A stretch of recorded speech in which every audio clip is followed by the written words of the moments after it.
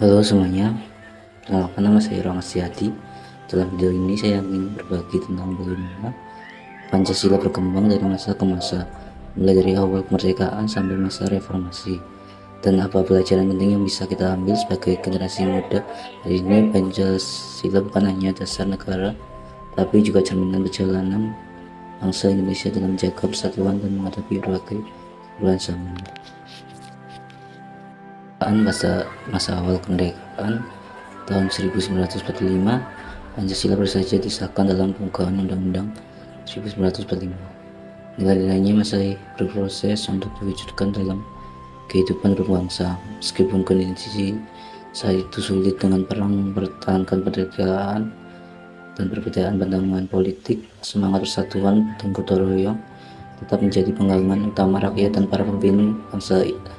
Disinilah ketika persatuan Indonesia benar-benar diuji dan terbukti kokoh.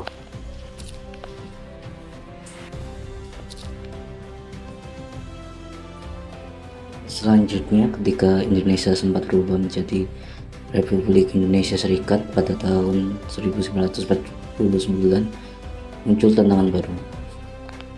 Sistem federal ini sempat menimbulkan perpecahan wilayah dan perbedaan kepentingan politik. Namun berkat semangat nasionalisme dan persatuan yang bersumber dari nilai-nilai Pancasila, bangsa Indonesia akhirnya kembali ke bentuk Negara Kesatuan Republik Indonesia atau NKRI pada tahun 1950.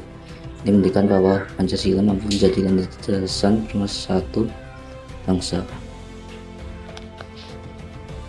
Selanjutnya, pada masa demokrasi terpimpin 1959 sampai 1965, Presiden Soekarno berusaha menafsirkan Pancasila secara ideologis untuk memperkuat persatuan nasional. Namun pada masa ini juga terjadi penyelewengan terhadap nilai-nilai demokrasi karena kekuasaan jadi terlalu terpusat. Intinya, pelajaran pentingnya adalah Pancasila harus dijalankan secara seimbang antara kepemimpinan yang kuat dan penghargaan terhadap kebebasan rakyat sesuai sila keempat. Kerakyatan yang dipimpin oleh hikmat kebijaksanaan dalam permusyawaratan perwakilan. Dan pada masa Orde Baru 1966 sampai 1998, Pancasila dijadikan alat politik utama dan diwajibkan dalam berbagai aspek kehidupan, seperti lewat penataran P4.